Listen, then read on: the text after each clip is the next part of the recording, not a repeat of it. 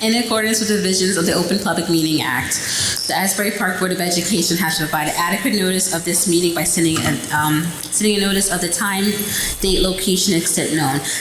The agenda of this meeting of the Asbury Park Press, New Coaster, on January 27, 2003, via email. Copies of this notice have been placed at the Administrative Bulletin Board, District Schools, Asbury Park Municipal Building, Asbury Park Police Department, and filed with the clerk on January 27, 2023. The Asbury Park District will provide all students with a comprehensive and progressive education where everyone possesses the skills and character to succeed in a diverse, evolving global society. Roll call, please. Mr. Grillo? Here. Ms. Lozinski? Dr. Penna? Mr. Remy? Ms. Ricks? Virtually present. Mr. Rogers? Present. Mr. Saunders? Ms. Osby? Present via virtual. Ms. Cook?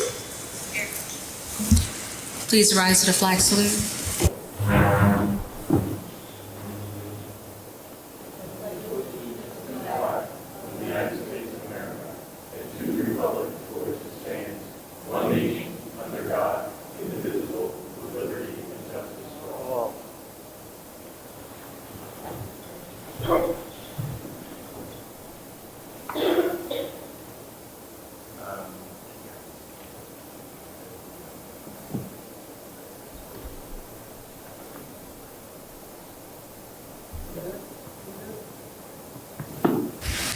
I'd like to make a motion to allow Ms. Ricks and Ms. Alsby to participate in the public meeting by virtual.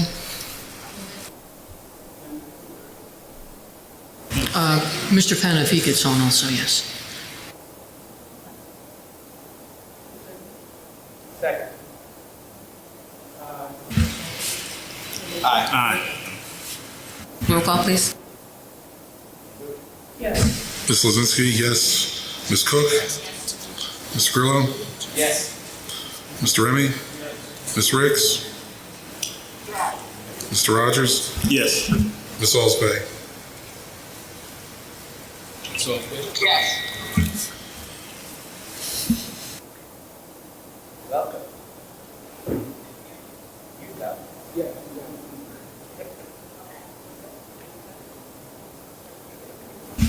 Good evening, everyone, and those watching in television land and virtual spaces as well.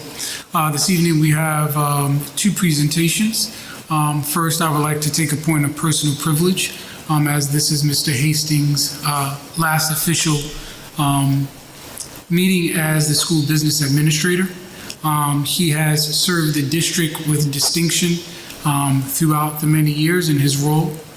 We are sorely going to miss his support, his leadership, his insight, his commitment and dedication to the families of the Asbury Park community. He is a man of few words, so I'm sure this public recognition and accolades of his work over the course of many years, and particularly the last several years, with our extreme financial crisis, has been a steady partner on behalf of the community of learners and the families here in Asbury Park. And so in years to come, when they look back at this period of time, they may not recall the individuals who steadied this rocky road. However, rest assured, Mr. Hastings, that you will have done a yeoman's job in securing the educational futures of the students in this community, and I want to personally thank you.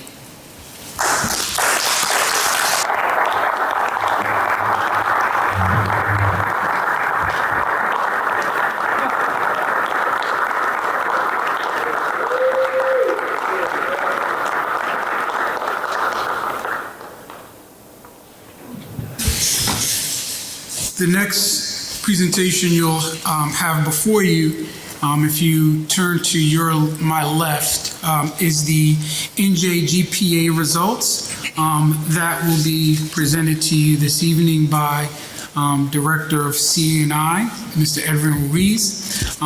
And I would ask that you hold any questions that you may have until the end, as he will thoroughly explain in comparison the NJ GPA results from 2023 administration, as well as the prior year's administration of this same assessment. Mr. Ruiz? Thank you, Dr. Adams. Good evening, everyone. Good evening, public, of course, and board members, as well as our distinguished directors and other administrators. I wanted to take the opportunity to present. As you know, the state requires us to present our results to the public and in front of the board for any of our assessments. We've gotten the NJGPA results this year in sometime at late June, early July, and usually we have 60 days to present to the board. I wanted to get started as soon as possible because I think we have some encouraging numbers that I wanted to share with you all.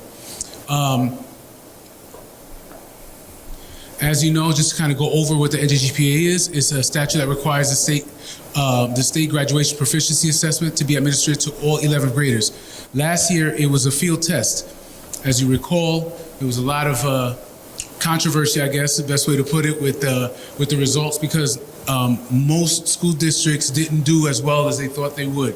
And of course, us included, and it became a big deal. But it was a field test because the field test was setting up what the permanent test that they were going to use for graduation requirements, which this year, this test is reflective of that. So NJGPA is designed to measure the extent to which students are graduation ready in English, language arts, and mathematics. It measures graduation readiness, is reported separately for each content component. ELA component is aligned to 10th grade, and math is aligned to Algebra 1 and geometry. Okay, this basically talks about on May 3rd that the State Board of Education adopted the proficiency level cut scores for English, language arts, and math for NJGPA, as well as a menu of alternative assessments that align with the cut scores. Students who take but do not meet the minimum requirement score on each component of the assessment will have the opportunity to receive additional support. So they can retake the ELA or mathematics component of the graduation proficiency assessment in the following summer or fall, or they can meet a designated cut score from the menu of substitute competency tests and complete a portfolio. So students have multiple ways to get through passing and being able to graduate. Okay, so these are some results. Just to remind everyone, to protect students' privacy, data for cohorts with fewer than 10 students are excluded from this report. So you're going to see in some parts of the report, some information is redacted, has a little dash, is because it's less than 10 students. And you'll see that, it'll say less than 10, and that's why you don't see results there, because it will identify who those students might be. All right, so let's start with the overall Asbury Park NJGPA achievement. So on the left, the column is the not passing column, and on the right is the passing column. If you recall, last year's numbers are reflected in red, the 2021-22 data. If you remember, 94% of our students did not pass, okay? About 6% did. You can see the difference this year, 53% not passing, 47% passing. Doc had me do the numbers and I had to go online to figure out how to do the percentage. What is the percentage difference between 6% and 47%? That's a 683% increase by percentage. But it's the same percentage that the state increased. We actually increased one extra point over the state. The state also increased by 40 percentage points. We've increased by 41 percentage points. And in mathematics, again, doing that fun math was 140% increase, so we went from 5% to 12. And you can see the overall results right below that for all the results of all our students. Okay? We take that same data, now we break it up demographically. Okay? Our students are broken up here, ELA and math, Black and Hispanic, and all students. I highlighted the all students because now you see the actual numbers that go along with the percentages you just saw earlier. And again, in red, you see last year's data. So you saw it was 100 out of 103 students. Last year, we had 107 students. 101 students did not pass. This year, that number is down to 55. From 6 students passing to 48 students passing.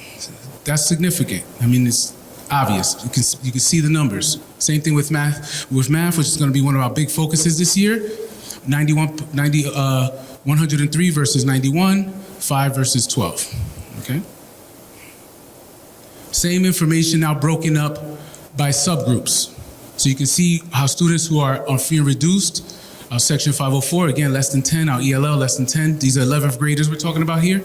Special ed, gen ed. So you can kind of see we got some work to do with our special ed students. And then our gen ed, again, you can see the numbers kind of go along with what you saw earlier. 48 of those students passed, 55 did not. So what are our action steps? So if you recall, last year, our major focus and our district goal was connected to the superintendent's goal, right? District goal on writing. So we did writing across the curriculum. So these are the kinds of things you do when you have to react to the numbers we had last year, and you see the results that have come about. New high school schedule that continues year-long ELA and AB schedule to align with the state assessment timetable. In the past, we've had semester-based courses. Now we kind of stretch them out across the year so students are always learning either math or language arts as the year goes on, as opposed to just in one semester. Ongoing teachers instructional academies on writing and reading strategies. We ran one last year and we're going to start running one this year sometime in October. Ongoing professional development focused on ELA standards and strategies and pacing. We're going to continue our one-on-one modeling classes and the ongoing PLCs and data-driven decision-making with the use of our district resources like iReady, iExcel, HMH, Lincoln, and English 3D. And continue grade level articulation on writing and personalizing writing instruction with the NJS SLA rubrics as a framework. Now, math is going to be our focus. So as you can see, 2023 and 2024, the district goal and focus on mathematics is going to be across all grade levels. Again, we moved from a semester-based math now to a full-year AB schedule. We're going to work on conceptual understanding. We're going to continue our teachers receiving professional development to teach deep conceptual understanding. Our second math cohort, our first cohort we did last year was math. We're running our second one now. This summer we just had the first. And next, not this week coming up, but the week after, the high school grades are going to have their cohort taking place. So we've already run 2 math cohorts in our teacher academy. One for lower grades and one for the upper grades. And we're running the lower grades, the second one just ran last week, and the upper grade will run the week after next. Standards-based instruction on the major standards as outlined, and again, using our district resources. Also looking at pacing. One of the things that our math supervisor, Ms. Donna Rizzo, is doing is changing the pacing to match what the students need to know at the right time. So sometimes the books are written in a certain way, in a certain sequential order, but the order is written in does not match with the way that they are tested and assessed, or some of the topics that they're tested and assessed comes very late in the year when it should be a lot earlier. And again, some topics are better suited earlier so that it can support other topics. And so she's been going through the units and in our curriculum to realign the pacing of the curriculum to match that. Again, working on prerequisite skills and grade level content taught during small group instruction. And again, we're going to be connected to our district goal, as I mentioned at the top. That concludes my presentation. If you have any questions, I'm here to take them. I have a question. Right now, well, I'll go back to that one later, but my first is about the math. Right now, you know, we see that's one of our highest priority. Now, right now, when we look at curriculum during each semester and each year with all grade levels, how do we assess as they're going along that they're understanding and proficiently can meet that testing at the end of the year? How do we know, and do we have plans for extra tutelage, extra work? Sometimes I just don't see that amount of background with some of these kids on the continual learning basis. What are we doing to make sure that a person's coming in knows algebra as we're teaching it, and making sure that they get that information? And what are the extra tools after school are we going to have in place? Okay. Good evening, Mr. Rogers. To answer a few of your questions, first, we utilize Linkit, which is our data warehouse, which utilizes an ongoing, if you look on the bottom, we've been utilizing Linkit as a resource repository for the last over 12 years. They disaggregate the data for us. They break it down by standards and by strands, as well as grades. So we input not only formative assessments, as well as summative assessments. We also utilize various points in the year to do a benchmark, as well as periodical assessments throughout the year. So we'll do a Linkit A and a Linkit B and a Linkit C throughout the year. So we're gathering data from those standpoints. Specifically, as we talk about the instructional capacity, when we look at, as Mr. Ruiz indicated, we're looking at the pacing guide and aligning the instructional focus to the NJSLA standards to meet the opportunity for students to be exposed to the instructional standards that are assessed at the end of the year. Also, one of the things that we did under my leadership is we revamped the schedule for the high school students from semester-based to full year. And what that has done is a semester is about, let's say, a normal 24-week. The students would comprise the entire instructional calendar in that time and would move on to another course, now allowing them to retain the skills that they were receiving during that course. So moving to a year-long course allowed our students to not only be exposed to the instruction, but also to have it on a continuum basis. So that was another method that we've done to improve the instruction and adjust the calendar within scheduling. When we look at our assessment scores from the prior year, from the 2021-2022, which is indicated in red, I would focus your attention again on at the 2021-2022, 95% of our 11th graders did not show proficiency on this same assessment. With our focus, as well as adjusting our schedule and making it a year-long course, we were able to drastically improve those percentages from 95% down to 88%, meaning increasing from 5% proficient to 12% proficient. And when you look at the statistics of that, going anywhere over 50% increase is a huge indication of progress. Are we anywhere near the indication of numbers and percentages that we need to be? Absolutely not. 12% is still exceptionally low, but we are nowhere near at 5%. And that's an indication of the adjustments that we've made in our scheduling. As Mr. Ruiz indicated, one of the things, again, under my leadership as superintendent, was the implementation of the instructional academies for staff. So we started last year with writing and English. This year we began with our math cohort. And so we've been working with our elementary teachers as well as our secondary math teachers through the work of the C&I department in order to build capacity and instructional competence of our staff in order to address the areas that were indicated from our data that we've gotten from Linkit as well as from the NJSLA. So we're taking various points of data, we're disaggregating it, we're looking at what is working instructionally.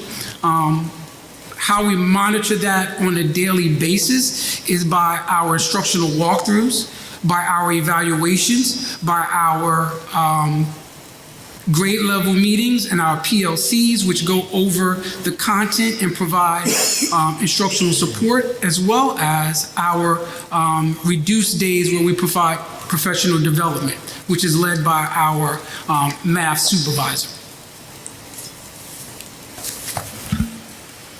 So basically, also that Linkit information that you said is continually updated.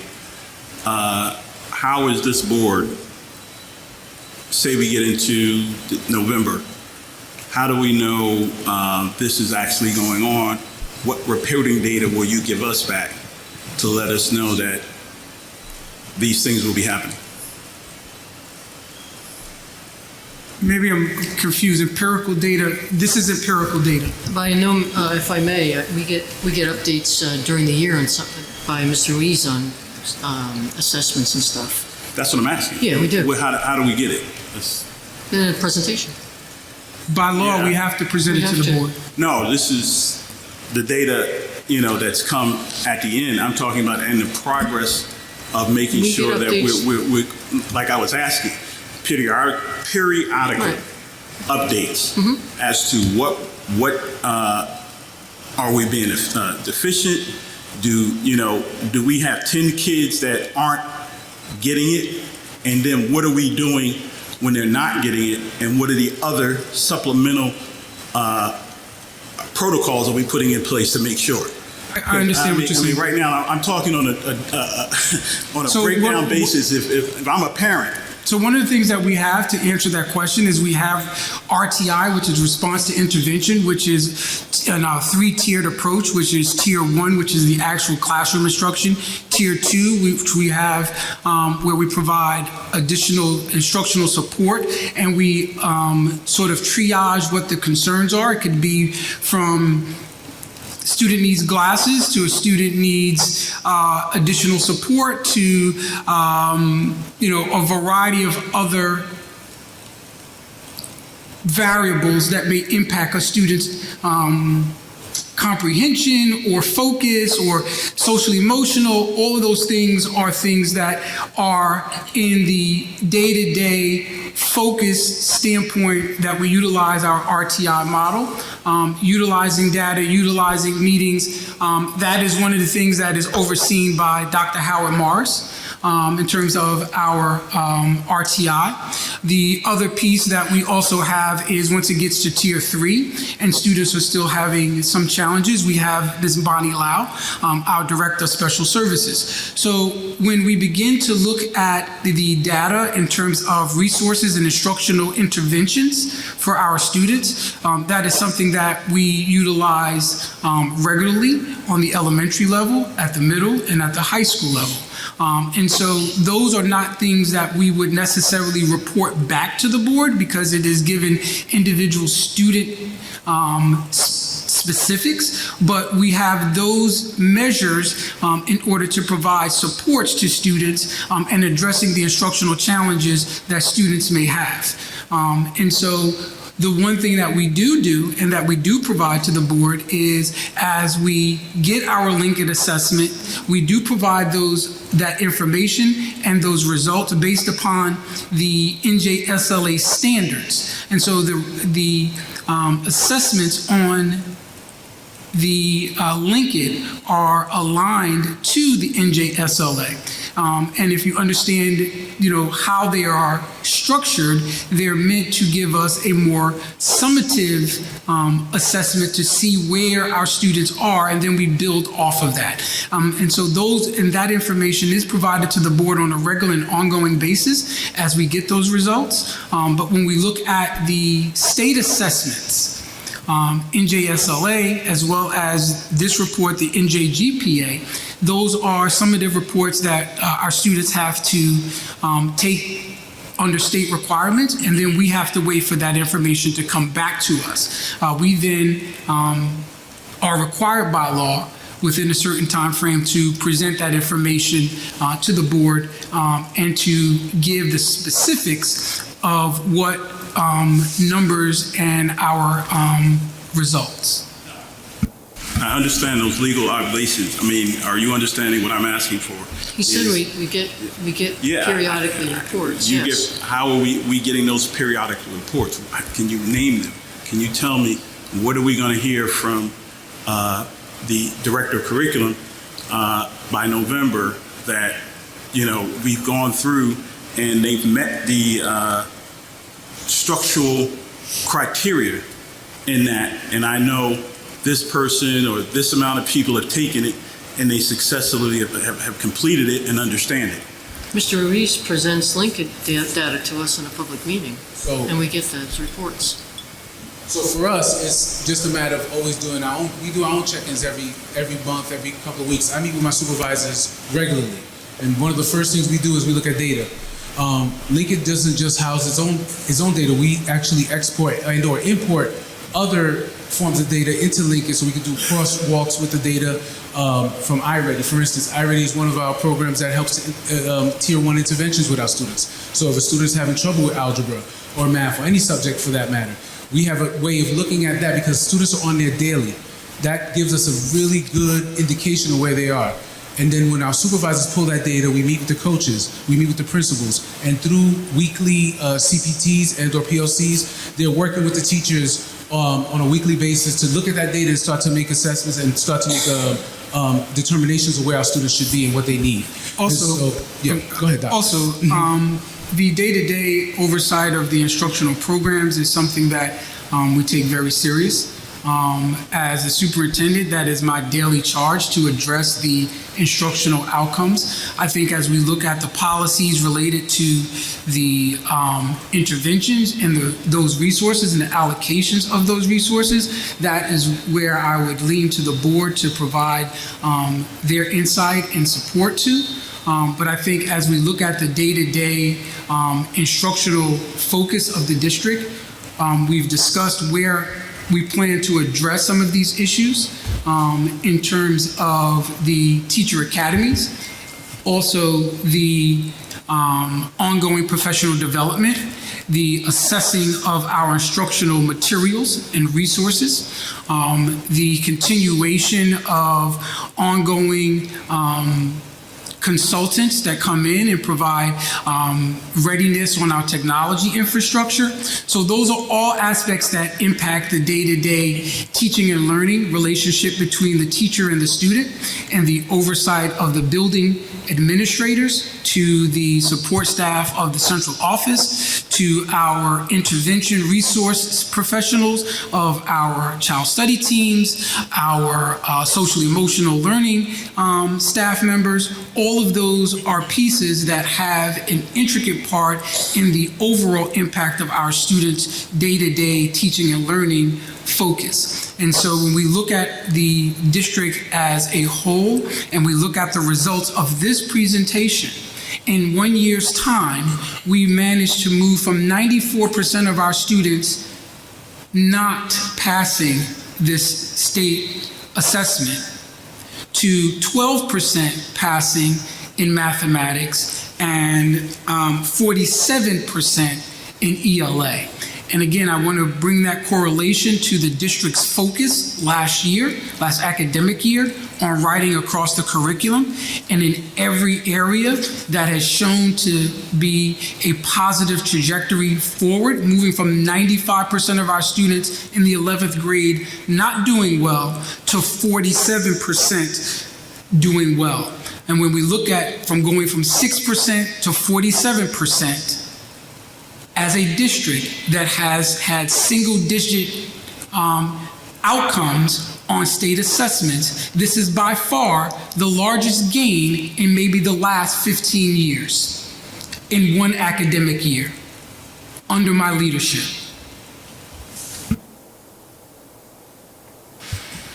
I just got a little question. And not to mention the significant budget cuts that we've had to endure over the last 2 years. This was 11th grade, right? Yes, sir. And how was this data collected? Was it like all 11th graders, or did you select like a certain few? Every 11th grader is required to take that exam. Okay, so this is the data from every 11th grader. Okay. 103 eligible 11th graders took that exam, yes. Okay, from last year to this year, that's the comparison. That is correct. All right, cool. That's all I want to know. Great job. Mr. Ruiz, can you go back a couple slides? I think there's something missing from the printout. The last few slides, you're right. I just realized that as I'm looking. I'll get that to you guys, I promise. I'm sorry. The one that shows the special ed. So what are we? Yeah, we're missing. I just realized that as I'm sorry. I'll get back to you. No, that's all right. Oh man. So really quick, what do we need to do? Because we have none of the special ed students passing, right? What are the, I get the list that was on the thing, but what do we need to do to focus specifically on that? And then where are we falling short? I guess what I want to say is, have we identified the reason why none of the special ed students have passed? And then also just where are we falling short with, at the end of the day, it is an impressive increase from 5% to 12%, but how many kids are in the 11th grade? 103. Okay, so we could say we went from around 5 kids to 12 kids now passing. That's in math, but in language Right, arts. I'm talking about with math. Where are we falling short with that, so we can build on? Yeah, I understand where you're going. Yeah. But let me give you just something to kind of munch on a little bit as well. The state, so if you look at the increase that we had and you compare it against the state, we actually did a little better in math percentage-wise than the state. The increase in the state last year was 50-50, 50% failing, 50% passing. We went 45 to 55 failing, passing. The state, the same amount of change or growth in the state is no different than ours. So so you get where I'm going with this. Right. You can see that the same challenges that we're having, the state is having. So, and the numbers prove it out. You just look, you compare last year to this year, you compare last year's state numbers to this year's state numbers. So I want to give that context because I think it's important to know that it's a struggle everywhere. It's not just in Asbury Park. And usually in Asbury Park, if it's a struggle in, like, let's say Colts Neck, it's beyond a struggle. It's in a bigger Asbury. struggle. I totally for us. understand that. So we're trying to celebrate the things we're doing, but I think it's important, as Dr. Adams has alluded to and made very clear, that by no means we're sitting and jumping up and down saying that we're doing great. We do have to address some deficiencies. And I would like to have Ms. Lau address your question regarding our special needs students, because she is the director and she has some very clear activity that she's been doing and working in her area to address just this concern. Before you address that, I want to make sure that I want to make sure that we've identified where we're falling short, and then what we're going to do to remedy that. So I want to hear, like, where are we actually falling short, and before we go into what the solution is. So the tagline for the Department of Special Services is the best at getting better. We have identified that we need to build instructional capacity across all educators in the district, in particular those educators who are charged with meeting the needs of some of our most vulnerable learners, and those are our classified students. So we're really honing in on the instructors' academies and how to provide professional development, particularly in and across those classrooms where there's a co-teaching model that's being used. Oftentimes, students are put in an inclusive setting, and that's always what we want, is that least restrictive environment, but the educators need to know how to work effectively, collaboratively, to ensure that the appropriate modifications and accommodations are being put in place for those students. Does that? Yeah, thank you. Yeah. Thank you, Mr. Ruiz. Thank you all.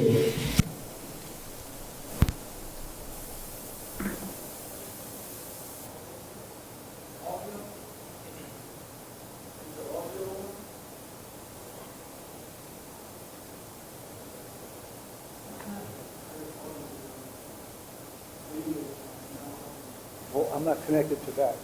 I'm only this.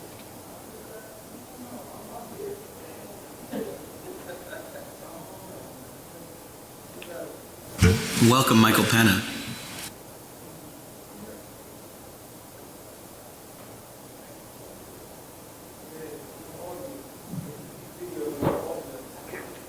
They don't speak. They're not out audio. They can hear us, but they don't.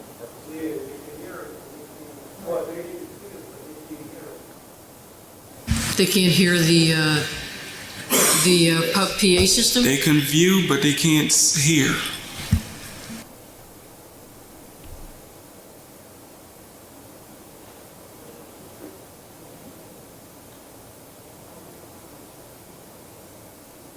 Microphones are on.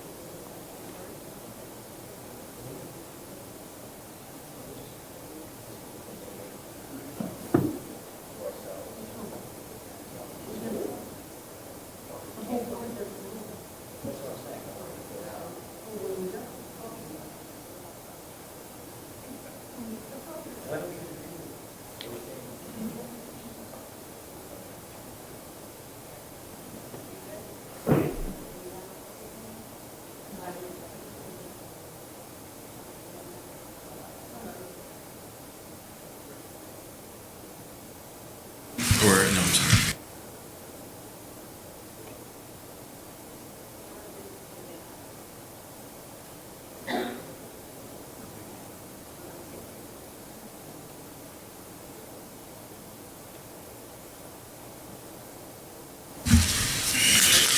While Dr. Adams is looking at his section, could I have a motion for adoption of the minutes on A2, item 12A and B? I'll move it. I'll second it.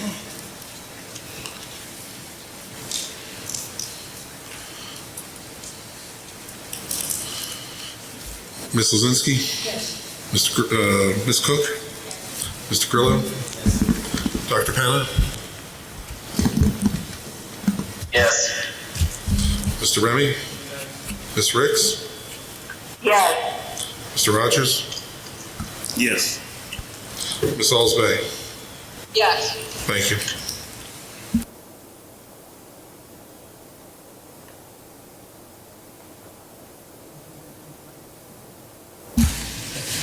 I'd ask for a consent agenda on all items on page 1B1 through the addenda on page B8, number 1. I'll move it. Second.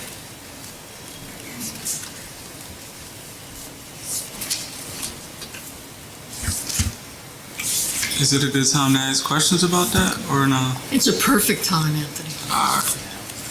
Nah, I just had a. Better time. All right, so B8 number 1. So the objective is to get a superintendent. To get a supervisor.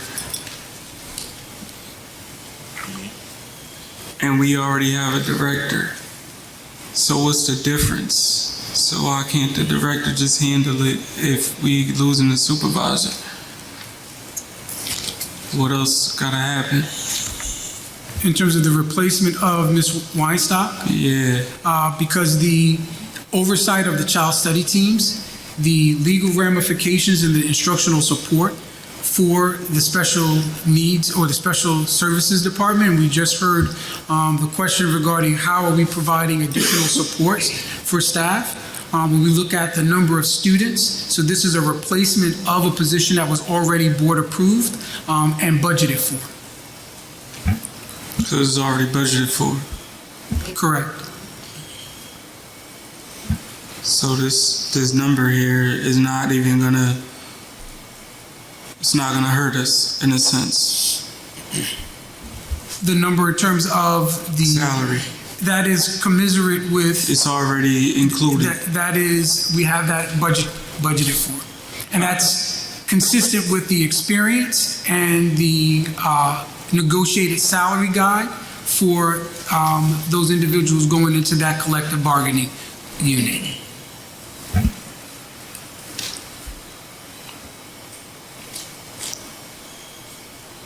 So what we're doing is replacing an individual that resigned. This was just put on the agenda 2 hours ago, right? Yeah.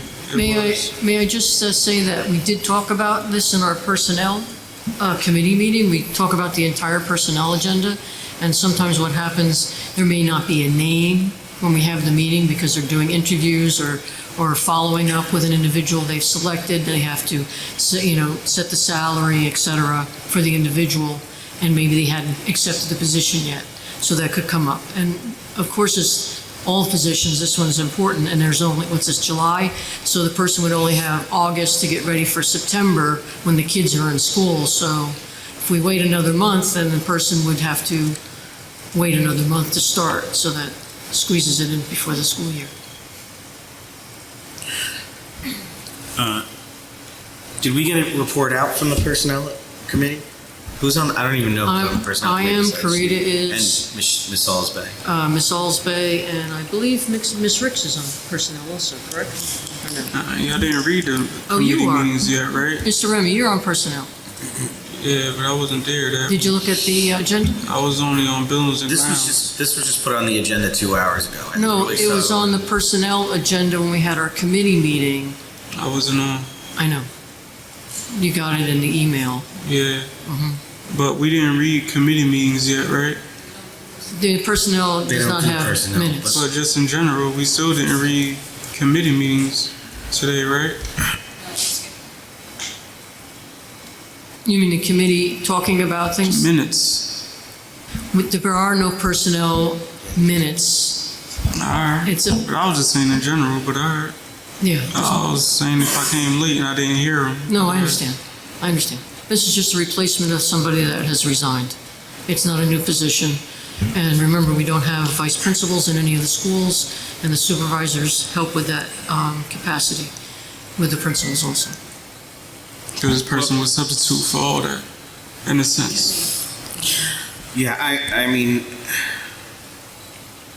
again, I feel like, you know, the folks that aren't on the personnel committee,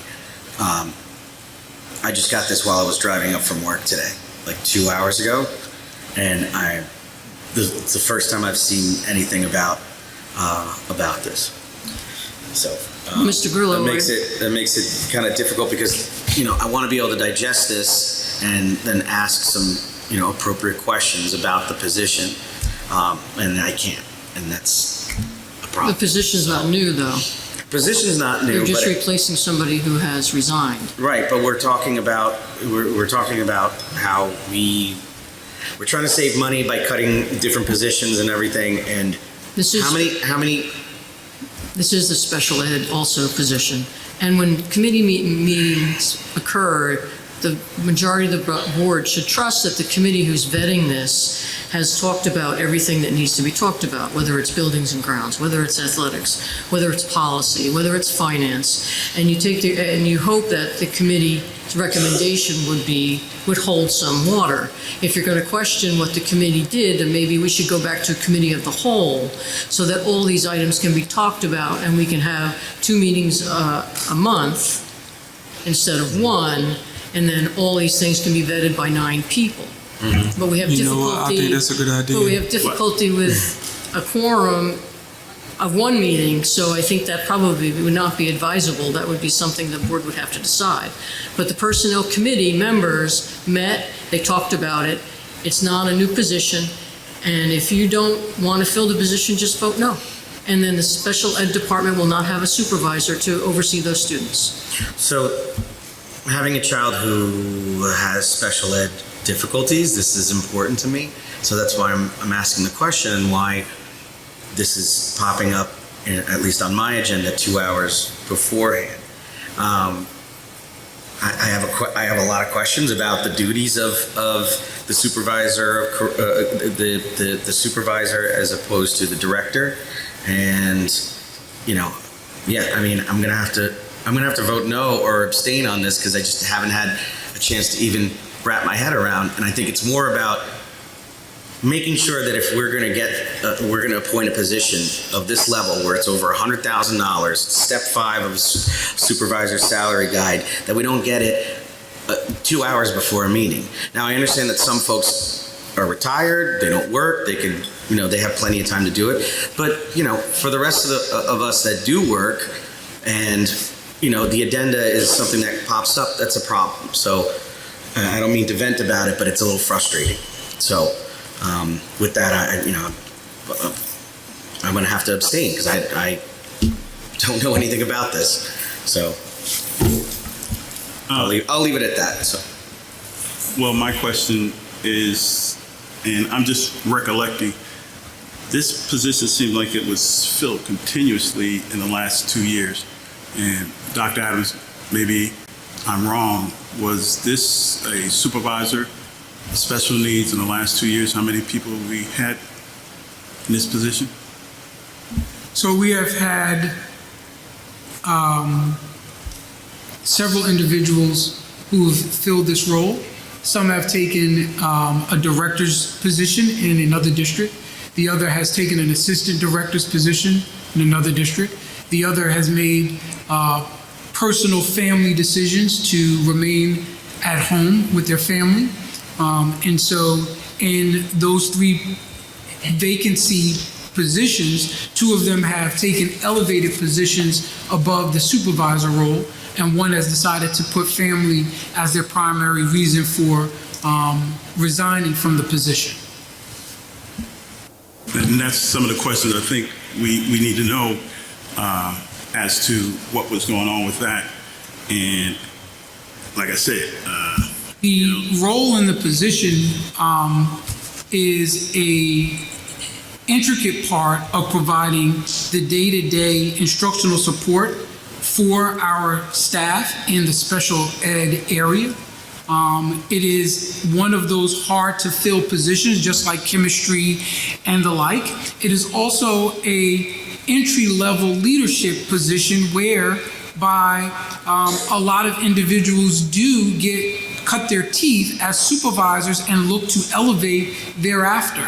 And so when we look at having middle management and lower level middle management, we also have to take into consideration that a lot of these individuals are not going to be lifers in that position.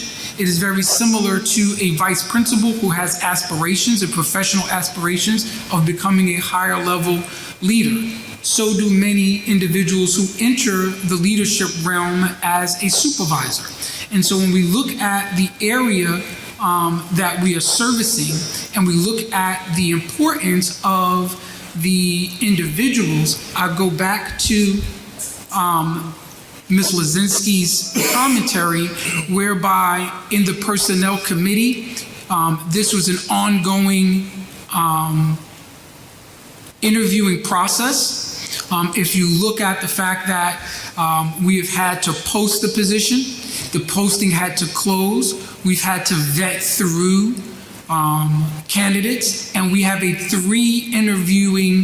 3-interview process whereby we're vetting individuals through a rigorous process. And so that process is something that everyone who comes on board has to go through in order to ensure that we have competent individuals coming on board to take on the seriousness of the roles in which they are duty bound to oversee.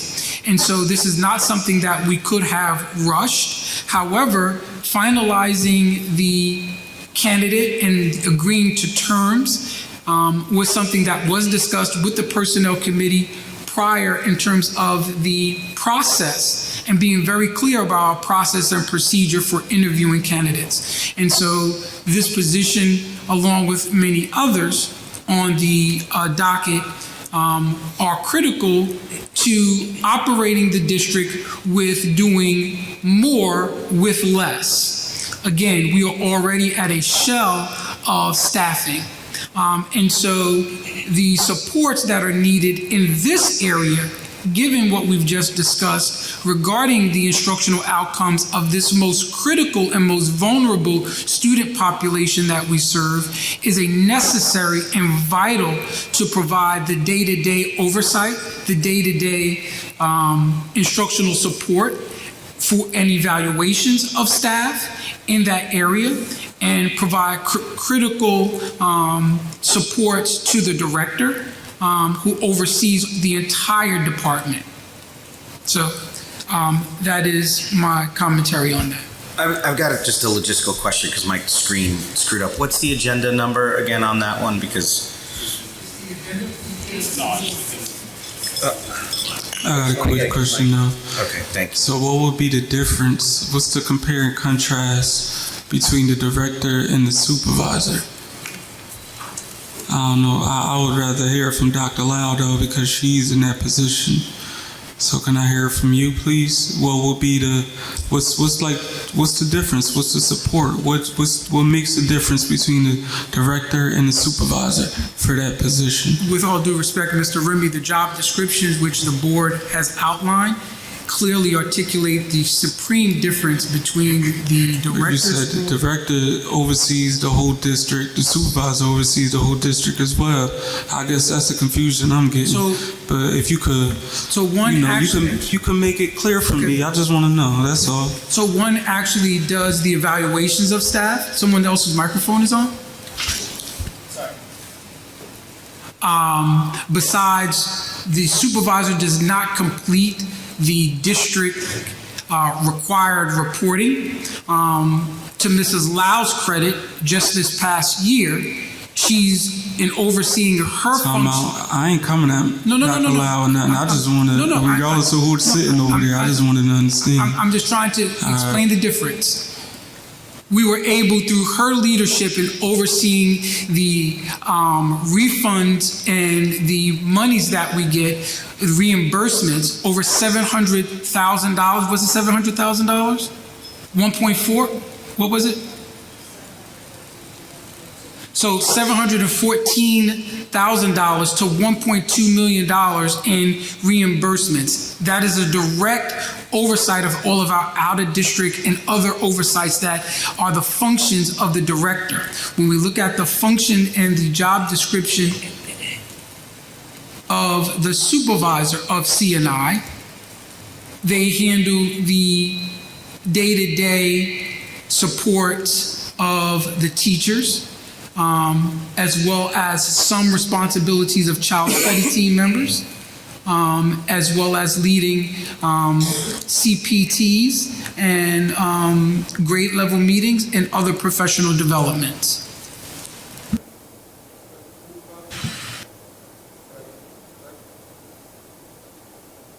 Yes. From your description, from your description, we've talked about this position being filled numerous times because people have gone on to higher positions. But right now, what intermediate position in this district that do we need that? And is it beneficial for us? Because I mean, most of the stuff they're getting, it seems that we're giving to them and they're running out the door as soon as we have it. What type of focus do we have? And like you said, I mean, nobody's going to be lifer, but you know, it's in 2 years. It's like three people, and it's kind of the way you put it. This one probably going to run out the door tomorrow. Is the necessity there? Is the need? I mean, just a question. So the position is a necessity. So the short answer is yes. The determination if someone is going to be retained or sustain the highly stressful position of middle management, I think that's a national question that you ask any middle level manager. May for a second, Dr. Adams, may I have a point of order? Board members discussing items in public without saying in public could be in violation of the Open Public Meetings Act by discussing things behind the public's back. So if the lawyer could say something about talking during a public meeting without being on the mic, I would appreciate it as a point of order.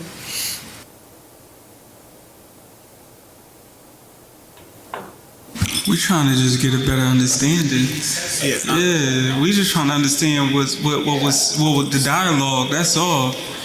Ain't nobody talking about Mr. y'all. Linsky, literally every time Tracy Rogers speaks, you speak for the others. That's not cool. Ain't nobody talking about nobody. We just trying to get an understanding of what's going on here. That's all. All I'm trying to say is you have to be careful Yeah, we careful. We're very careful. You're talking. I'm asking. Yeah, We're on cell understanding. We're phones. trying to get understanding. Then ask Dr. Adams. Yeah, but Ask if he's the saying it, if he's president. saying it one way, we don't understand it, and someone else gets it and wants to, break it down, we gonna get it like that. Then the We don't public- need him to explain every single But thing the every pub- single time. But the public has to hear what you're saying. That's You got it, Barbara. You got it. No, the public has to hear. I ain't even here to argue with you.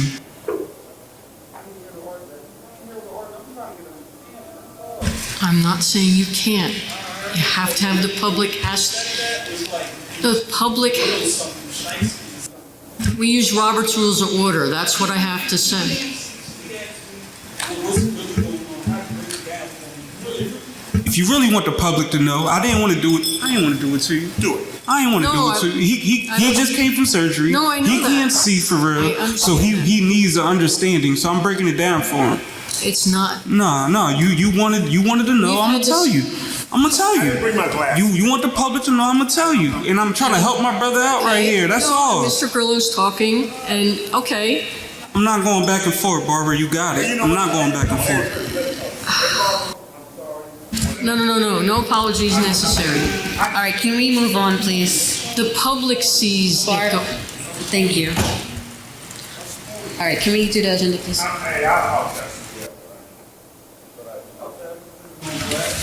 My other point, I just wanted to ask a question about B1,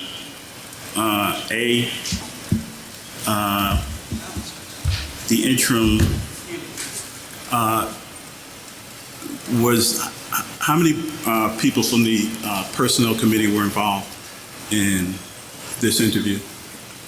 Personnel committee consists of board members and no members of the personnel committee, Board members. don't other than the director of HR, participated in the selection of any staff members. Well, right now, the board secretary reports to us, and as, this information I was given, right now, we have a right to be involved in that process? So, Mr. Rogers, to the extent your question is, are board members permitted to be involved in a personnel interview process? The School Ethics Commission has weighed in on this and has come down with, I believe it was an advisory opinion, that states that while boards may have a personnel committee, and while the personnel committee members can sit in and watch an interview, they are not to participate in the interview at all. And in fact, doing so may amount to an ethics violation. So if the question is, can board members who are on a personnel committee watch an interview? The answer is yes, so long as they're on the personnel committee and there is less than a quorum in that interview. However, the School Ethics Commission strongly cautions board members to really not be involved in the process. And that's, it's like, if you feel that you must be involved, this is the way to do it, but you're opening yourself up to potential ethics violations. That's from the School Ethics Commission. Okay, right now, you're our attorney. Right now, in that posting, it said that the board secretary reports to us in the job posting.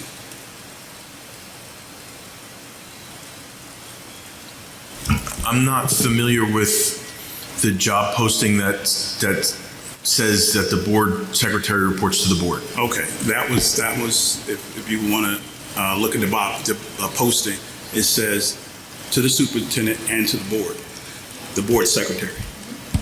So my question, and maybe I'll change it to benefit you, is were any board people from the committee there to listen to the answers to the board candidate being interviewed? Okay, so fair question. My concern, though, is that we're starting to talk about an individual who's not yet employed by us, and that person arguably is entitled to some sort of privacy. So to the extent we're going to talk about anything related to the interview, I would suggest that we do so in executive session so as not to infringe upon the privacy rights of a prospective employee. No, but that's what I said. It wasn't us, I said, were we there to listen? That's what was the committee, anybody from the committee there listening? I think that that's a fair answer, a question to have answered in public, but anything beyond that, I think we should do an exec.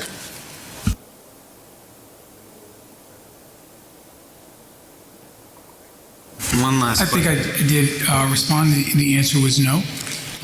But the state monitor was an active participant, as well as the current BA, as well as the other members of the executive committee. Just a question, because I don't have the organizational chart in front of me. Does every director have a supervisor underneath them? With the exception of human resources and student services.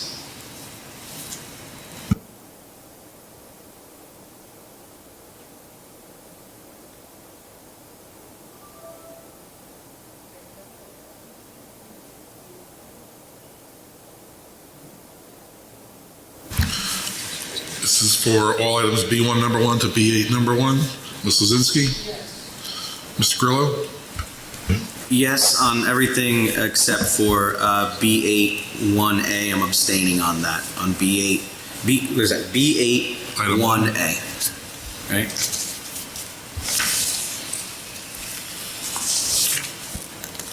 Thank you. Dr. Penna? Yes. Mr. Remy?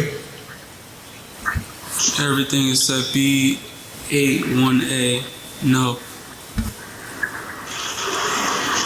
Ms. Ricks? Yes. Mr. Rogers? Yes on everything. Well, no. Yeah. Yes on anything except for B1A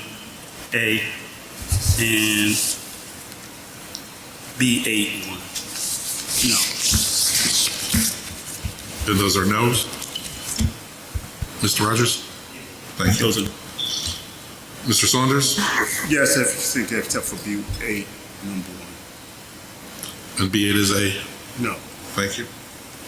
Oh, hold on. Let me bring that back. Yeah, B1A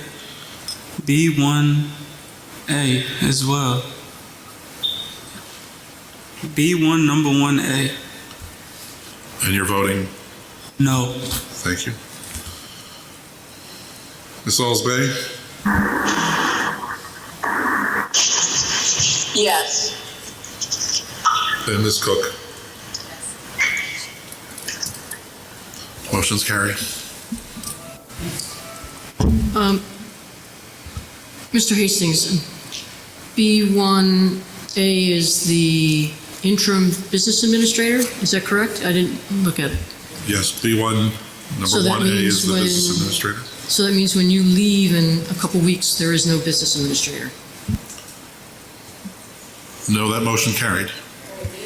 Yeah, I ain't even Oh, I gonna thought lie. it didn't. Time out. I'm not even gonna lie. I feel as though we should have been included in that.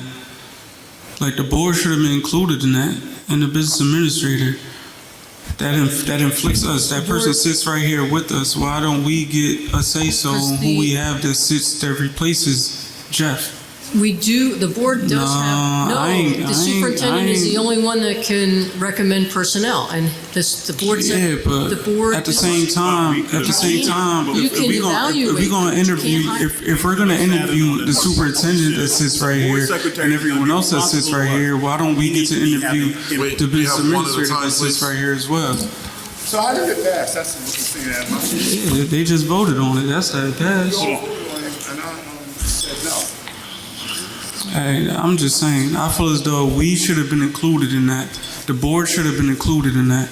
That's someone that's directly impacts us and the children. Why don't the board get a say-so or even gets to see who is about to sit right here? Now we about to just wing it.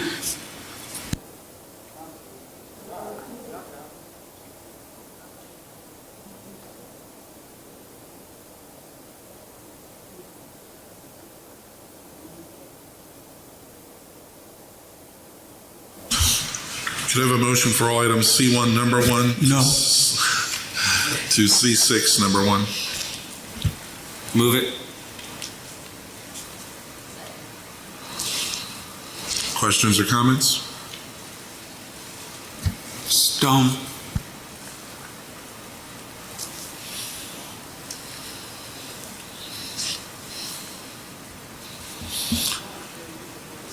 This is all items C1, number 1 through C6, number 1. Mr. Grillo? I'm going to say yes to everything except for anything having to do with New Jersey American Water. Ms. Cook? Ms. Lozinski? Dr. Penna? Yes. Mr. Remy? No. Ms. Ricks? Yes. Mr. Rogers? No. Mr. Saunders? Yes. Ms. Osbey? Yes. Motion's carry.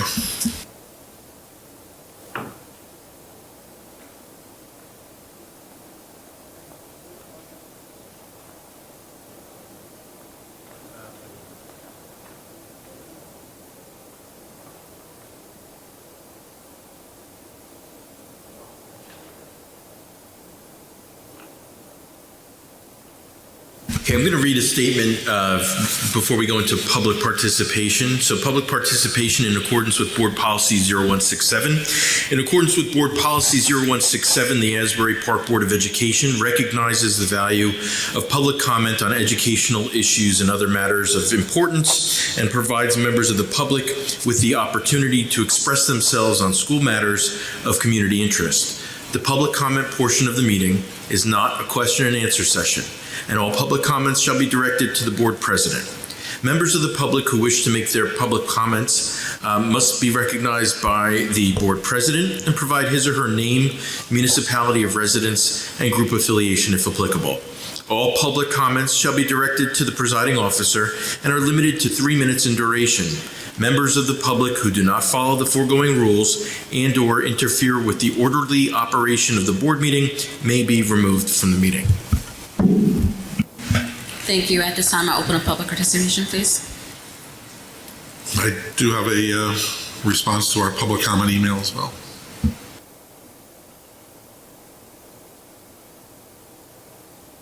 Good evening. Dom Lataraka, 3rd Avenue, Asbury Park. First, I'd like to thank Mr. Ruiz for jumping on those numbers and presenting New Jersey graduate proficiency stats.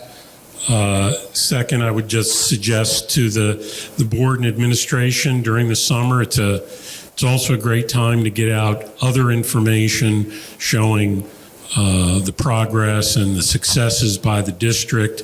I believe, once again, you did Saturday classes in the spring. I think that's a great initiative. And again, through Link It, maybe show the community what's been accomplished by that as well. Being able to pick out the pockets of excellence in the division and let the community know prior to September would be great. And with regard to management, I think a lot of times here we get a lot of individual issues coming up, but I know that the board and this administration is focused on things like staff attendance and improving that. And I think as a general matter, without getting into individuals, the progress and the successes there could be reported as well. I still have 3 minutes.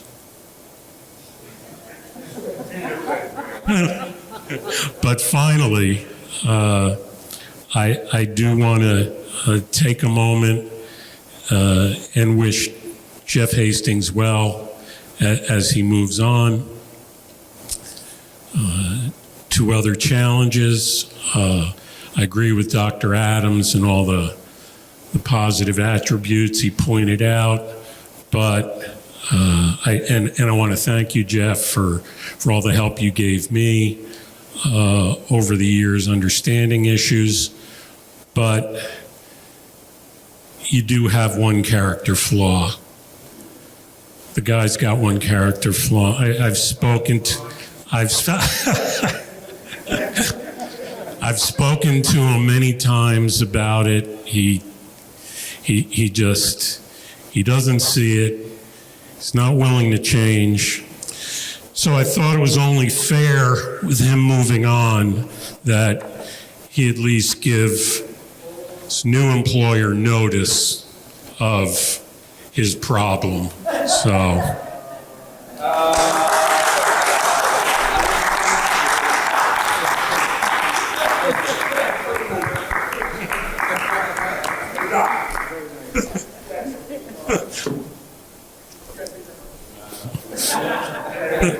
Thank you.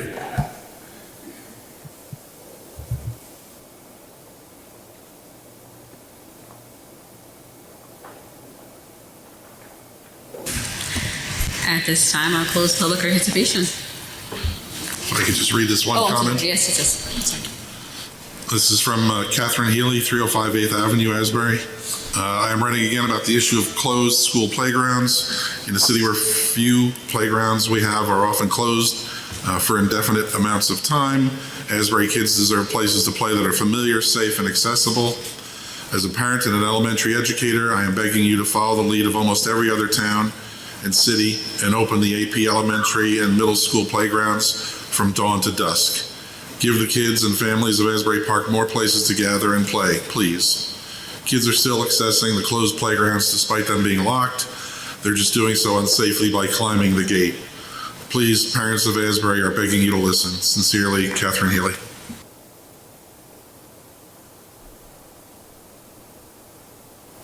Now, at this time, I'll close it.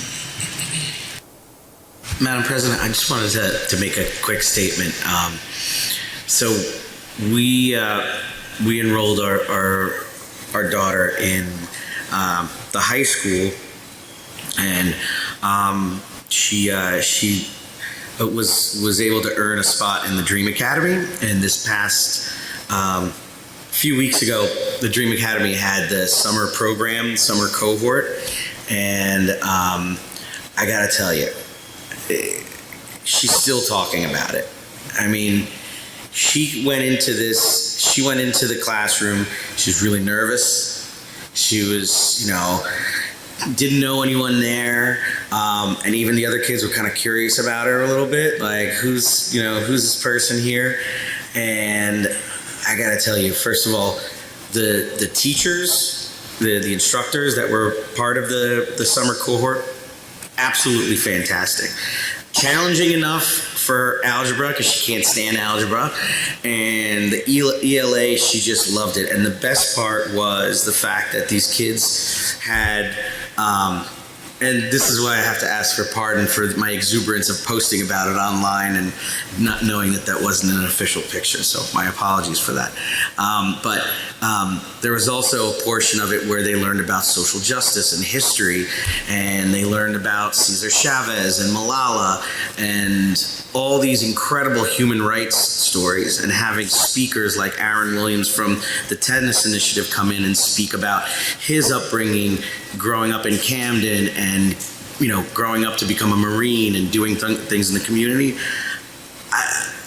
It was, if we ever want to highlight us one specific thing about our high school, with all the negative stuff out there and the blog and this and that, I would challenge Ms. Waters from the blog to come and sit in on that classroom, because that was something that my daughter coming out of the district, coming into the district, she's still talking about it now, and she's telling her friends about it.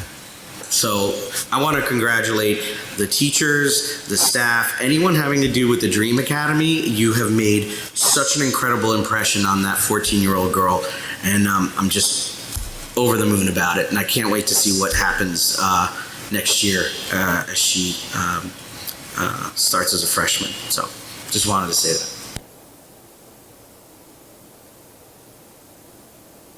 Thank you. That was great.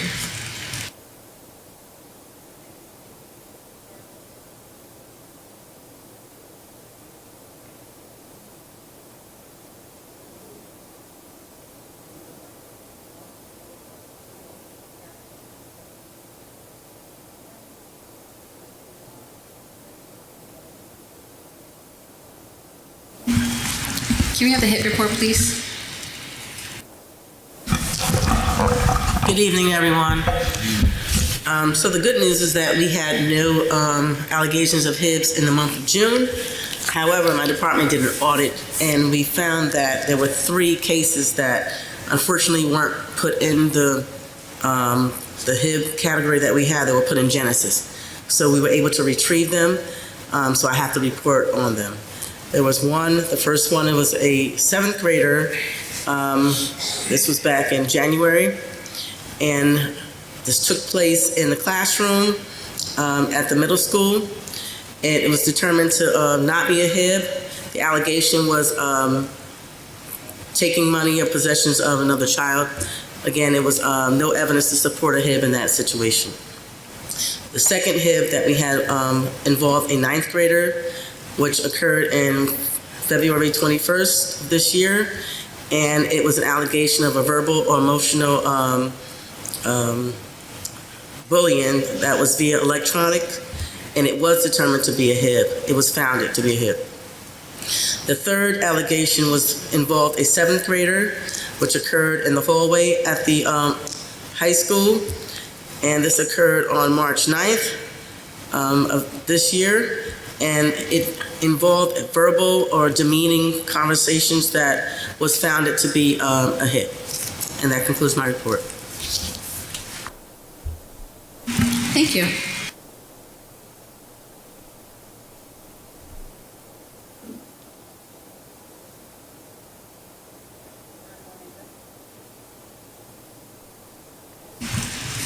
All right, we want to make a motion to go in exec.